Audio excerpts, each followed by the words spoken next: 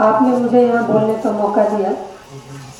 यह मंच पर उपस्थित हमारे आदरणीय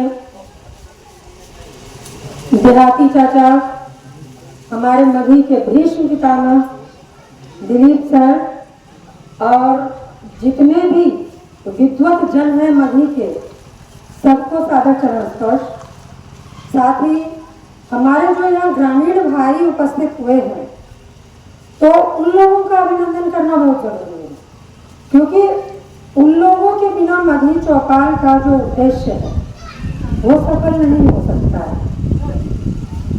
आज आंदोलन की बात करने के लिए मुझे कहा गया है, तो आंदोलन की शुरुआत में एक ही बात से करना चाहूंगी कि कोई भी लड़ाई, कोई भी आंदोलन एक लक्ष्य के साथ ही होता है। आप सोचिए कि 200 साल के गुलामी के बाद जब गांधी जी के झंडे के नीचे हम लोगों को आजादी मिली, हम लोगों का एक लक्ष्य था कि हम लोगों को देश स्वतंत्र कराना है, अपने आप को गुलामी से हटाना है। हम लोग गुलाम बन गए थे, उसी लक्ष्य के साथ हम लोग आगे बढ़े। तो उस लड़ाई में ऐसा नहीं था कि मगध के बेटों ने अपनी जान नहीं गंवाई, यहाँ की महिलाओं के मंगलसूत्र नहीं टूटे, ऐसी बात नहीं थी। मगध क्षेत्र के लोगों ने भी अपना जीवन दान किया था देश की स्वतंत्रता में। लेकिन जब आजादी मिली और अपने देश को चलाने के लिए संविधान बनाया गया, तो हुआ क्या? हम लोगों के सम्मान के बदले हम लोगों को अपमान दिया गया। सम्मान, मुझे लगता है कि सम्मान शब्द सब लोगों को समझ में आता है, इसलिए कि याद कीजिए अपना बचपन कि जब हम लोगों को बहुत कुछ समझने की बुद्धि नहीं थी, फिर भी कोई अगर कुछ गलत भाव से मजाक उड़ा दे, कुछ बोल दे, फिर भी एक बाल मन को भी महसूस हो जाता है कि सम्मान और अपमान क्या है ना? एक बात बताइए कि जिस समय संविधान बना था और संविधान में 14 भाषाओं को जगह दी गई थी, तो क्या 15वीं भाषा मगही नहीं हो सकती थी? हा? हो सकती थी ना। लेकिन उन लोगों को हम लोगों का बलिदान नहीं दिखा, तभी ना उन लोगों ने हम लोगों को इग्नोर किया, उपेक्षित किया, अनदेखा किया। हम तो वहीं से बात करेंगे ना कि गुलामी की जंजीरों में हम लोगों के साथ क्या हुआ, वो तो हमारे हाथ में नहीं था। लेकिन जब हम लोगों को आजादी मिली, अपने देश के लोग जब सत्ता में आए, तब तो हमारा कल्याण और हमारी बात, हमारा सम्मान मिलने के अधिकारी हम लोग थे ना। लेकिन हम लोगों को बदले में क्या मिला? अपमान। तब हम काहे के लिए स्वतंत्रता की लड़ाई में अपना प्राण गंवाए? जैसे थे वैसे ही रहते है। अब आते हैं मगही भाषा आंदोलन पर। तो स्वतंत्रता की बात यहाँ इसलिए करनी जरूरी थी कि स्वतंत्रता के बाद जब हम लोगों को हमारा सम्मान नहीं मिला, संविधान में अपना स्थान हमें नहीं मिला, तब हम लोगों ने अपने स्थान के लिए मांग करनी शुरू कर दी, जिसका नाम पड़ा मगही भाषा आंदोलन। क्योंकि जब तक अपनी भाषा को सम्मान नहीं मिलेगा, संविधान में जगह नहीं मिलेगी, तब तक हम लोगों के कल्याण के लिए तो कोई बात नहीं मिलेगी। यहाँ बाबा साहेब अम्बेडकर का ये नीला झंडा लगा हुआ है। बाबा साहेब अम्बेडकर हमारे संविधान निर्माता समिति के अध्यक्ष थे। पूरा का पूरा जो संविधान बना, उसका ड्राफ्ट उन्होंने ही तैयार किया था। मगही को स्थान देना चाहिए था उनको, बस इतनी ही इच्छा था।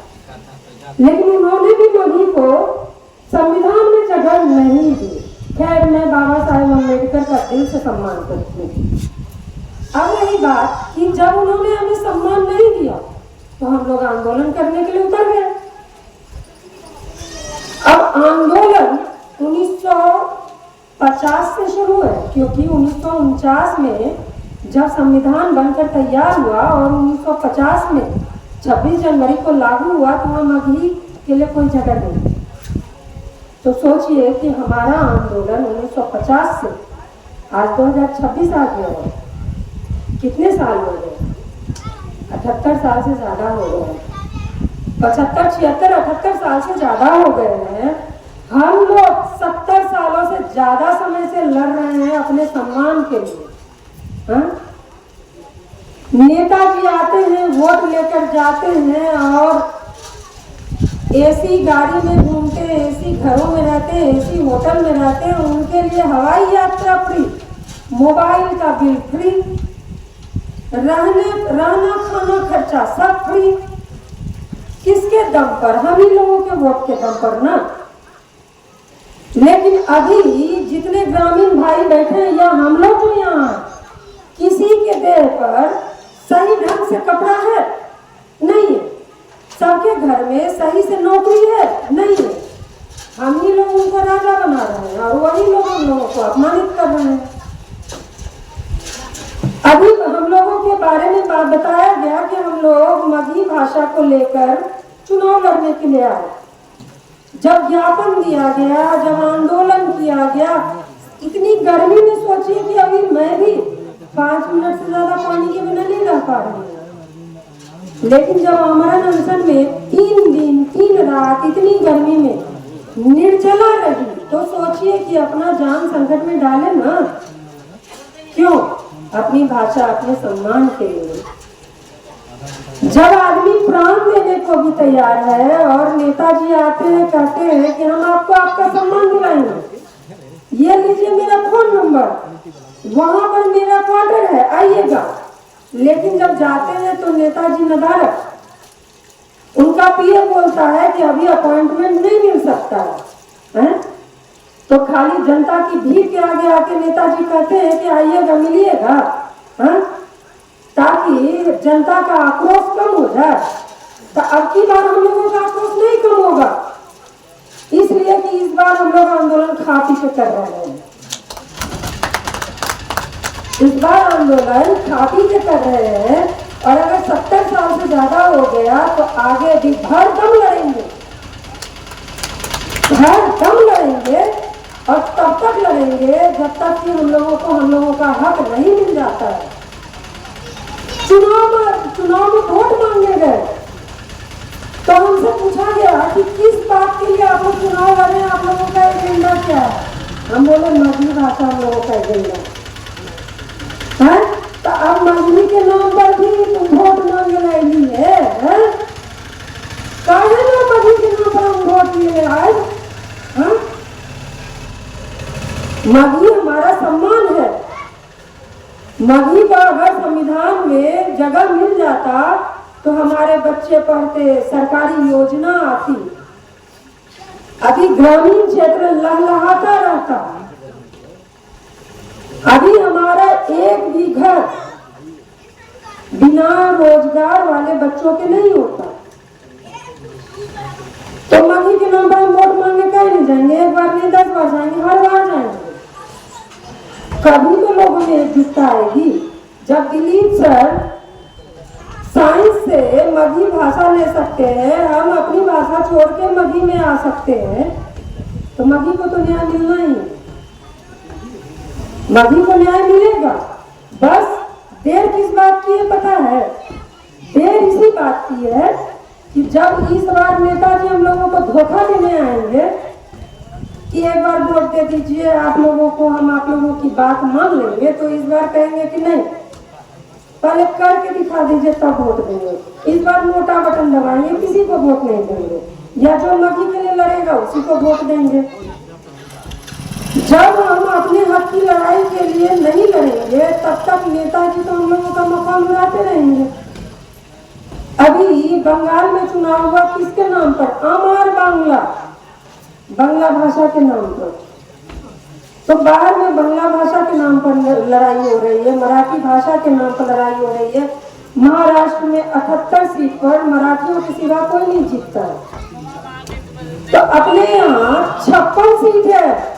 सोचिए कि अगर 56 सीट में से 50 सीट पर अगर मगही भाषा को लेकर लड़ाई हो जाए तो हम मैथिली से फिर भी कहेंगे कि क्या मैथिली क्या भोजपुरी, चारों बगल खाली मगैया मगैया रहेगा। खाली एक बार जागने की जरूरत है और नेताजी के बुलावे में इस बार आने की जरूरत नहीं है। मगही चौपाल जो हर रविवार को लग रहा है उसको अपना समर्थन देने की जरूरत है और लोगों को जमा करने की जरूरत है। मगही का फायदा, मगही का मान सम्मान बताने की जरूरत है और किसी चीज की जरूरत नहीं है। अभी जो घरे घरे सब लोग आ रहे हैं कि जनगणना के लिए आपका नाम पता सब कुछ पूछेंगे, आपकी जमीन कितनी है। अभी सोचिए ना, स्वघोषणा का जो अभी 33 क्वेश्चन तैयार किया गया, ये हंसने वाली बात नहीं है। उस क्वेश्चन में ये था कि आपके छत की दीवार मिट्टी की बनी है, आखिर मतलब कंक्रीट का बना है कि प्लास्टर का बना है। आप हमारे घर में इतना घुस रहे हैं, आप ये पूछ रहे हैं कि आपके यहाँ के बाथरूम का कमोड 1 छेद का है कि 4 छेद का है? आप हमारे लैट्रिन बाथरूम में घुस रहे हैं, आप हमारे छत की दीवारों में घुस रहे हैं, तो आपको हमारी भाषा का संबंध नजर नहीं आता है। ये तो वही बात हुई ना कि जानबूझकर ये लोग नाटक कर रहे हैं। इस बार जितने भी लोग जनगणना में आएंगे तो हम सबको एकजुट होकर अपनी भाषा मगही लिखवानी, इसलिए कि जितना करोड़ों की संख्या में हम लोगों का वहां पर मगही भाषा में जाएगा तो सरकार को भी हिलना पड़ेगा कि नहीं, मगहियों की संख्या इतनी है और मगहियों के लिए हमको करना ही पड़ेगा। हम लोगों को अब अगर अपना सम्मान चाहिए, अपनी जरूरत चाहिए, छोड़िए ना सम्मान, जरूरत से पहले अगर हम लोगों को जीना है ना, अपने बाल बच्चों को जिलाना है, तो अपना अस्तित्व तो बना के रखना होगा ना। अस्तित्व, अपनी पहचान तभी बनेगी जब तक कि हम बताएंगे नहीं कि हम क्या हैं, हम कौन हैं, हम कहाँ से आते हैं, हम कौन सी भाषा बोलते हैं। तो एक ही अपील है, एक ही निवेदन है कि इस बार जनगणना के भाषा वाले कॉलम में सब लोग अपनी भाषा मगही लिखिएगा, लिखवाइएगा। हिंदी लिखने में या अंग्रेजी बोलने या और कोई भाषा लिखवाने से हम लोगों का दिन नहीं सुधरेगा। अपना जो ओरिजिनल भाषा है मगही, मगही ही लिखवाइएगा बस। यह कोई शर्म की बात नहीं है, सम्मान की बात। बस इसी के साथ मैं अपनी बात को विराम देती हूँ। धन्यवाद।